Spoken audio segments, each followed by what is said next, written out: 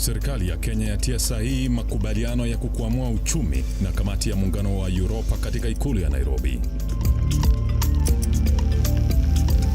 Waziri wa viwanda Moses Kuria aupa upinzani changamoto kumpa Rais William Ruto nafasi afanye kazi.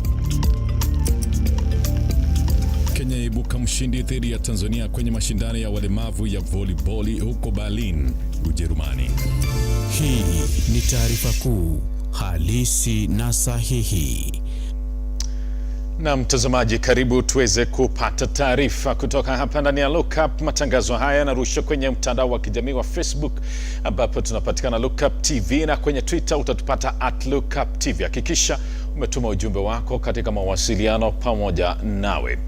Kenya imetia sahihi mkataba wa maelewano ya kibiashara baina yake na muungano wa mataifa ya bara Ulaya. Akizungumza baada ya kutiwa sahihi kwa maelewano hayo, Rais William Ruto ameashiria kuwa mkataba huu utaimarisha biashara baina ya Kenya na mataifa takriban 27 ya bara Ulaya katika sekta tofauti tofauti ikiwemo ukulima na uzalishaji. Vile vile mkataba huu unatarajiwa kuwavutia wawekezaji zaidi nchini Kenya. Hebu na tupate kilichoendelea.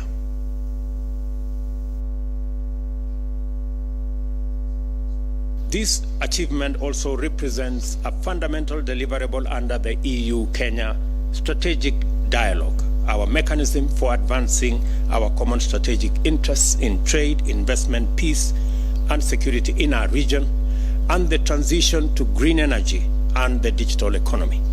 It signals our long-term commitment to ensure that farmers, including those in the flour, coffee, tea, fish, peas, and the edible fruits and nuts sector, are assured of a predictable market. Although the EU is already Kenya's largest export destination, accounting for 21% of Kenya's total exports, the agreement we have negotiated provides significant opportunities to enhance this performance. It assures a stable market for industrialists, for our farmers, and also industrialists in the European Union that deal in machinery and mechanical appliances, pharmaceutical products, chemicals, electrical machinery, beverages, and other processed products of an assured market in our country. Additionally, the agreement will grant Kenyan products immediate duty-free, quota-free entry into the EU from the day it comes into effect. The goal here is to support job creation and sustainable economic growth with a particular focus on micro, small and medium-sized enterprises. And I can assure you that those are not idle promises. The statistics prove that trade and investment grow whenever a country or region signs an agreement with the EU. This is what sets the EU apart as a strategic partner. We follow through on our commitments, and we do so while playing by the rules. Na mawasiliano mamlaka ya mawasiliano nchini Kenya imefika mbele ya kamati ya Seneti kuhusu mauaji tatanishi ya Shakahola kueleza jinsi kasisi Paul Mackenzie alivyopata leseni za kuwa na runinga na lengo lake. Tuvuke hapo katika Seneti ili kwamba tuweze kupata ni kipi hasa kinachoendelea katika mahojiano hayo. Legal framework intervention. I think that is something you need to avail to us. Then finally, the gentleman from the RBS chair, we don't act in vain as a committee. I want you to direct that he forwards to us a copy of the title of the 50,000 acres that was actually bought by government. I think it is important so that this committee, we are going to make a report, and it should be very clear that indeed government secured that land, did not apply for the purpose for which it was acquired. It is important for us to, so I think it's something you need to direct. So directed. Mr. Christopher, any last comments? So thank you very much. Ukiachana na hayo ni kwamba mkuu wa mawaziri Musalia Mudavadi ametoa wito wa kuwajibika kwa kila mwananchi kuhusu kutoa ushuru, huku akiwataka viongozi kukumbatia mabadiliko, kwani ndio njia pekee ya kukabiliana na masuala ya kifedha nchini. Akizungumza katika ibada ya kanisa katika kaunti ya Kakamega, Mudavadi alikariri kuwa matatizo yanayokumba Kenya si ya kibinafsi kwa rais, bali ni matatizo yanayowakumba Wakenya wote. Hebu na tupata alichokisema.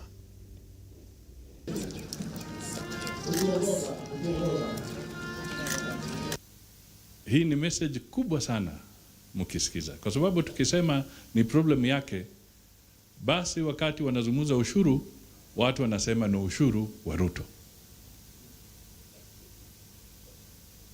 Akisema tujenge nyumba, wanasema hatutaki mradi wa Ruto wa kujenga nyumba. Wakisema tunataka universal health care, watu wanasema sasa hiyo ni personal ya Ruto. It is not personal. It is collective. Mheshimiwa Malala amezungumza hapa kuhusu mambo ya elimu.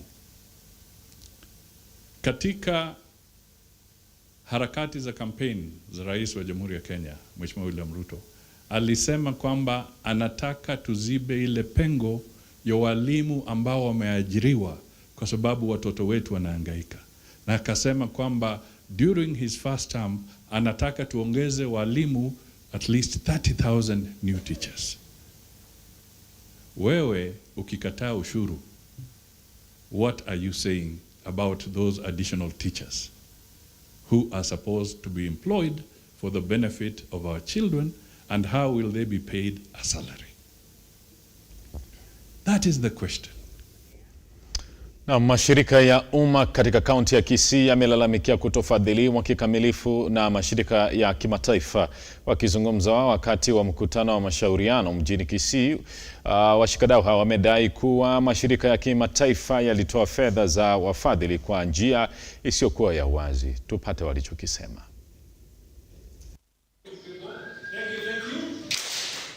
Today we were privileged to be here with Nguzo Africa, bringing together different civil society organizations that are working in Kisii to try and address some of the issues and challenges that this particular group, civil society organization, are facing in implementation of their work and the things that they do within the community. And some of the key things that we looked at is the shrinking space of this funding, of the civil society engagement in terms of the environment in which they are working in. We also looked at the issues of aid, the issues of aid that is coming into, and how that system is deterring us from reaching the people that are affected within the community. So these are some of the key things that we are trying to address, and looking how better we can resource or mobilize funds from within, not necessarily dependent on other international donors or partners that are there, to be able to effectively work around the issues that are affecting us. And also some of the key things that also came out is the aspect of how do we bring about the issue of governance, because people are shifting from governance and are trying to address the issues of governance within society, and most civil society organizations are working on other areas, leaving governance, which is key and which is very prominent in terms of having good systems, having good governance and leadership within the community. I hope this forum is going to be effective and also be more reaching out to people and addressing those little things that are affecting the people within the society.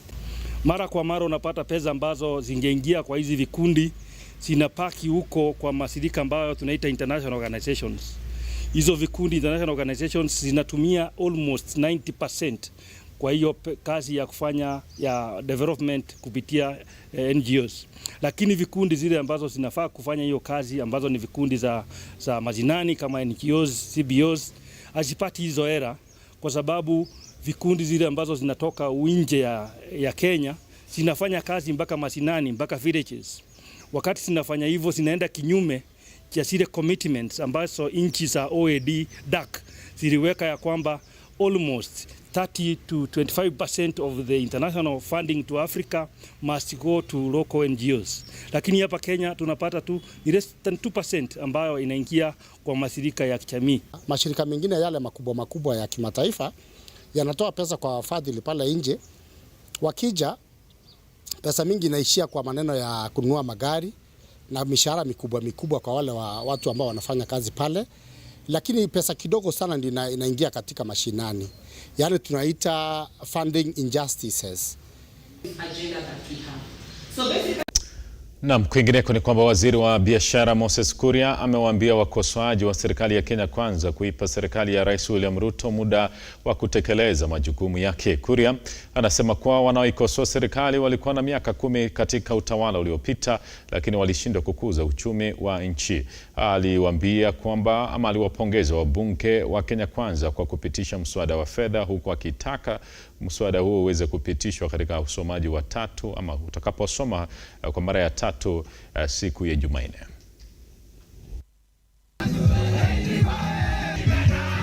Mimi nataka kuomba serikali na waziri uko hapa. Mimi naona pale Nairobi distribution ya contraceptives ikikuja hii upande kwanza inanyongwa, kwa sababu tunahitaji population yetu iendelee kugrow, tuweze kuwa na future generation, tukue na watu ambao wataendeleza kazi yetu tukimalizia. Murauga atevauga korino niguo gate kubai. Na mimi nataka kuomba vijana wetu, musikae nje ya kanisa muende ulevi, musahau hata kupata familia. Kanisa ya Wakorino mmesimama na mmesema nyinyi mnataka familia zisimame. Tukiwa kama serikali tumeungana na national government kupigana na wenye kuleta pombe haramu, wenye kutengeneza pombe haramu, na wenye kuleta mihadarati na dawa za ulevi. Na mimi wacha niwaambie, sisi hatuombi mambo mingi. Tunaomba tu nafasi kidogo tu, tutimize ile ambayo tulikuja tukawaahidi. Hakuna mtu hata mmoja sisi kama serikali tunataka kufanya ambao hatukuja hapa. Tulikuja hapa Embu, tukasema pale Maguna, tukasema tutajenga nyumba, tukasema tutaleta viwanda. Jamani, mnataka tuwe wakora? Na mimi niko na hakika hii nchi tutabadilisha, kwa sababu wengine wanazikianga umaskini, wanaenda kutafuta kwa kitu kwa kompyuta inaitwa Google. Sisi hatuendi kwa Google kutafuta umaskini. Tumeishi na umaskini na tunajua umaskini. Hiyo serikali ilikuwa, tafadhali mlikuwa na miaka yenu 10. Taki kusikia maneno ya shakaora tena. Na ndio tunasema kama kuna sheria ambayo italetwa pale bungeni, iletwe haraka iwezekanavyo, ili tuhakikishe wale ambao ni wakora katika maneno ya Biblia tuweze kuwatoa nje. Wale ambao ni wakora katika maneno ya Quran tuwatoe nje. Wale ni wakora katika maneno ya Wahindi ya ile Hinduism tuwatoe nje, ili tuachwe tukiwa na watu ambao wanahubiri neno ya Mungu.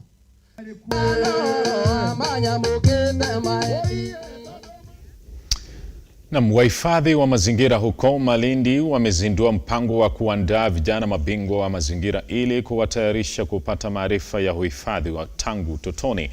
Mpango huo uliozinduliwa na Chama cha Maendeleo ya Ustawi wa Malindi PWAM uko mstari wa mbele kusafisha mji wa Malindi katika kampeni yao ya Go Blue na Green, ambayo inalenga kuwatumia mabingwa hao wachanga kukuza mazingira safi. Tupate taarifa hiyo. Malindi Municipal Board, first priority kwanza ni kurudisha hali ya usafi Malindi irudi kama kawaida, kwa sababu usafi ndio mambo yote. Usafi inaleta magonjwa mbalimbali, na pia tuko hapa beach kueleza umuhimu ile rasilimali ambao tuko nayo hapa baharini, na kuhakikisha kwamba tumeprotect kwa kuondosha zile chupa na matakataka mingine na vyuma ambapo zile species zetu wakitumia vitu kama hivyo wao wanakufa. They were cleaning the beach.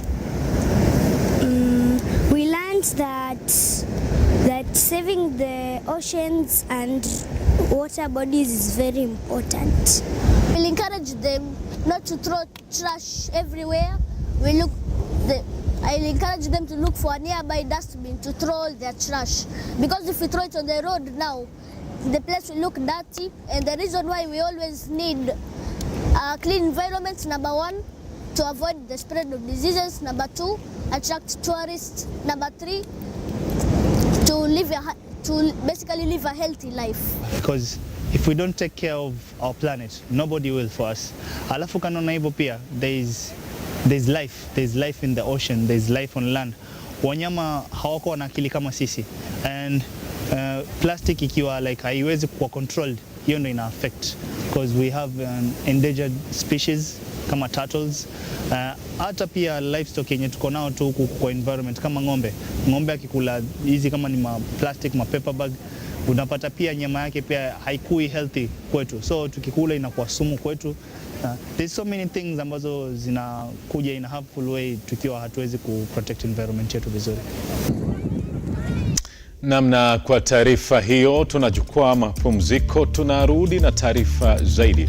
Usiende mbali, maana kuna mengi tu ambayo tumekuandalia katika siku ya leo.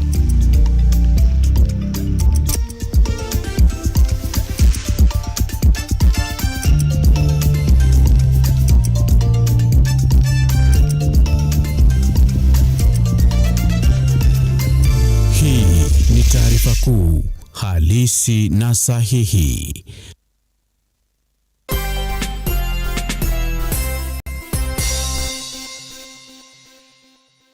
Are you a junior secondary school, a college, a TVET institution or a university and you want to advertise your intake?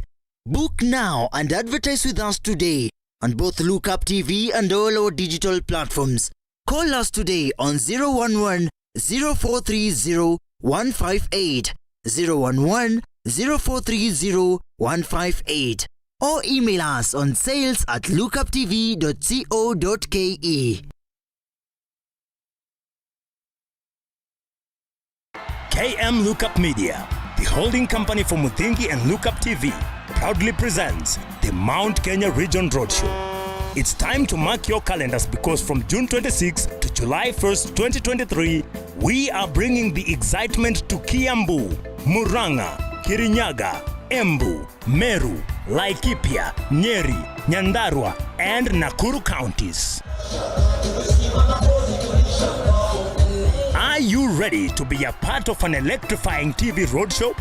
Join us as we embark on a thrilling journey through the magnificent Mount Kenya region. Lookup TV and Muthingi TV are hitting the road. We are coming straight to your towns. But that's not all. We are not just bringing you TV.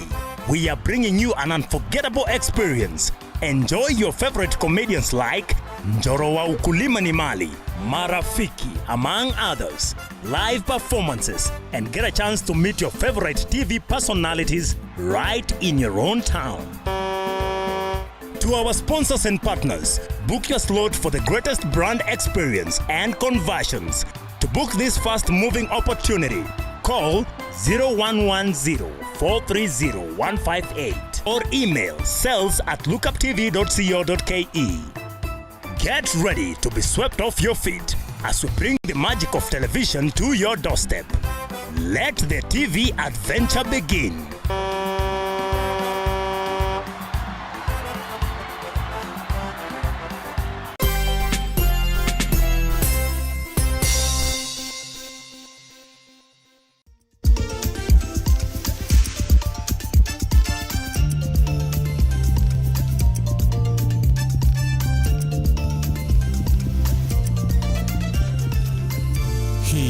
Ni taarifa kuu, halisi na sahihi. Na mtazamaji, karibu tena katika awamu ya pili ambapo tunaendelea kukupasha ikiwa ni taarifa kuu kutoka hapa ndani ya Lookup. Hapo jana Jumapili ya tarehe 18 iliadhimishwa kote ulimwenguni kama siku ya baba. Siku kama hii wengi watuza na kuwaenzi baba zao. Wengine huenda mitandaoni na kutuma picha za baba zao pamoja na jumbe za shukrani. Wengine husherekea kwa kuwazawadi baba zao, ila kutokana na gharama ya maisha kupanda. Je, hali hii ilikuwa vipi kwa baadhi ya Wakenya? Audrey Cherotich anatuletea hali ilivyokuwa. Ni katika pitapita zetu mjini Nairobi ambapo tunakutana na Peter Momanyi, mwendesha bodaboda, akisubiri mteja angalau ajichumie riziki ya siku. Momanyi anasimulia jinsi siku hii haina umuhimu kwake. Nini hakuna na ngeti hapo kwa barabara unanunulia nini? Sasa hiyo unaenda unaweka mafuta ya 200. Ukiweka mafuta ya 200 unazunguka tu raundi moja, mbebeka customer peleka junction, hakuna. Na kutokana na gharama ya juu ya maisha, Momanyi ambaye ni baba ya watoto 4 anakariri kuwa japo ni siku ya kina baba, hana lolote la kusherehekea. Mimi hakuna kitu tunasherehekea. Maisha imekuwa ngumu. Unasherehekea nini? Sasa hiyo angalia tunang'eja hapa barabara 3 hours hapa ndio upate customer mmoja. Ombi lake ni moja tu. Mimi ni mtu kuna familia. Watoto wananiongojea jioni. School fees ndio inatupamba. Tutafanya aje? Mimi naomba tu president afanye heshima, asukize kitu. Watu wakule, wananchi wakule. Yeye ndio tunaangalia, hakuna mwingine tena. Meshak Otieno kwa upande wake anakariri kuwa siku hii husahaulika na wanaume wengi kutokana na jinsi siku hii haitiliwi mkazo. Father's Day, okay, it's a big day for us, though as fathers we normally don't get recognized so much, as we don't even know today is our day. So I'm glad that you reminded me, though my wife also reminded me about the same. Licha ya shamra ambazo hushuhudiwa wakati wa maadhimisho ya siku nyingine kama vile siku ya kina mama duniani, siku ya kina baba iliadhimishwa japo kwa ngazi ya chini. We are struggling to raise our families actually because we have school fees, we have the cost of food has gone up, but we are trying to cope up because we have to sustain our families as fathers. So we hope that life will improve and the economy will pick up so that we can be able to raise our family in a way that is responsible. Huku dunia nzima ikiadhimisha siku ya kina baba duniani, sisi kutoka runinga ya Lookup tunawaenzi na tunawapa kongole kina baba na vilevile kina mama wanaojituma kuwalea watoto wao licha ya gharama ya maisha kupanda. Audrey Cherotich, runinga ya Lookup, Nairobi.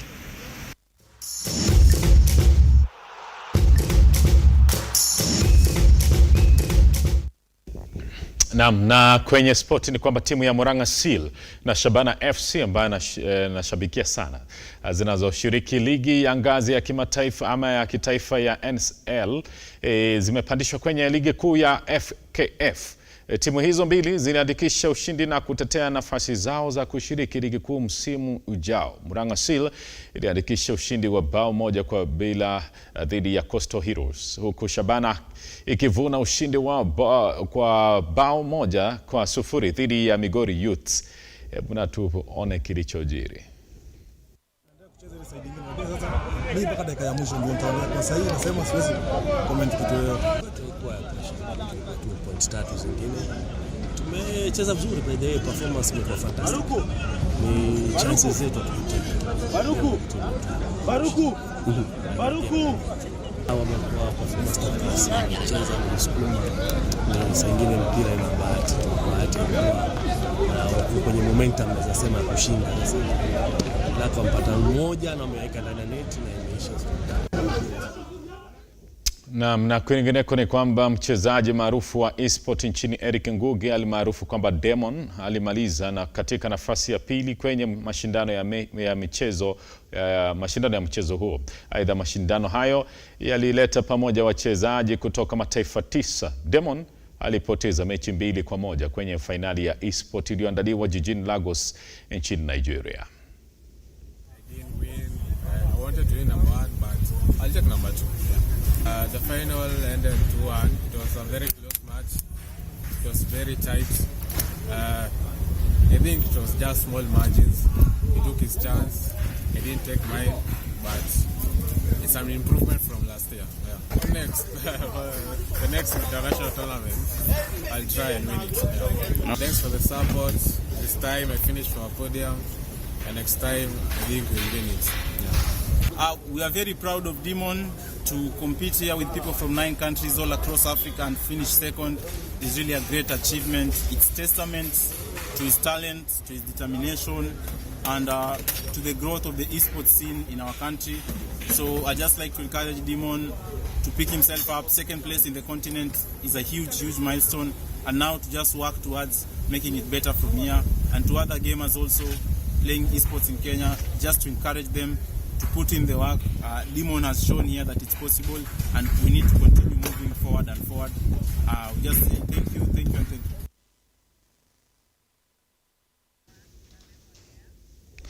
Na timu ya taifa ya walemavu katika mchezo wa wavu ilivuna ushindi muhimu wa alama 20 kwa 16 katika mashindano ya Olimpiki ya walemavu. Timu hiyo ya wachezaji 10 inayoongozwa na nahodha Beverly Chepto inashiriki katika mashindano hayo yanayoendelea jijini Berlin nchini Ujerumani. Aidha, fainali ya mchezo huo inatarajiwa kufanyika tarehe 25 mwezi huu.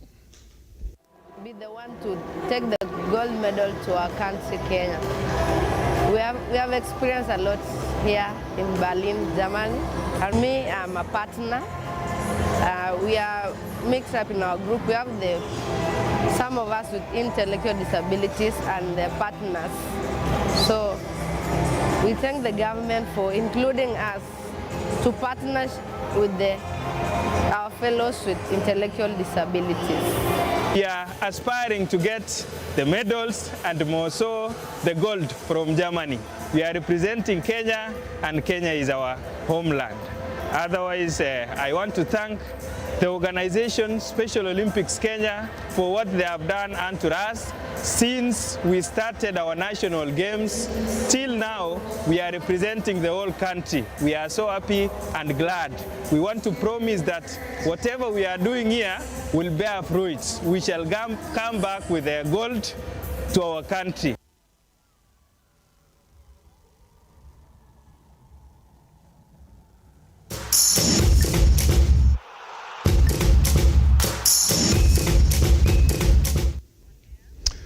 Na mtazamaji, kufikia hapo tumefika tamati mwa taarifa kuu kutoka hapa Lookup. Saa 1 kamili kuna Lookup taarifa na saa 10 kuna trending news. Saa 3 kamili pia kutakuwa na taarifa na uchanganuzi wa kipekee.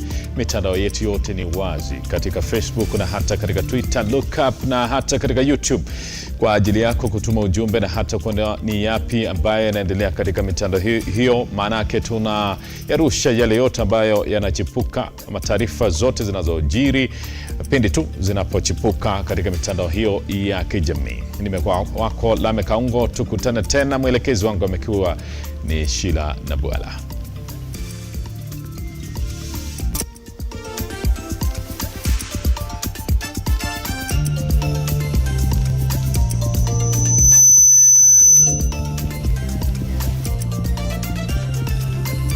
Hii ni taarifa kuu halisi na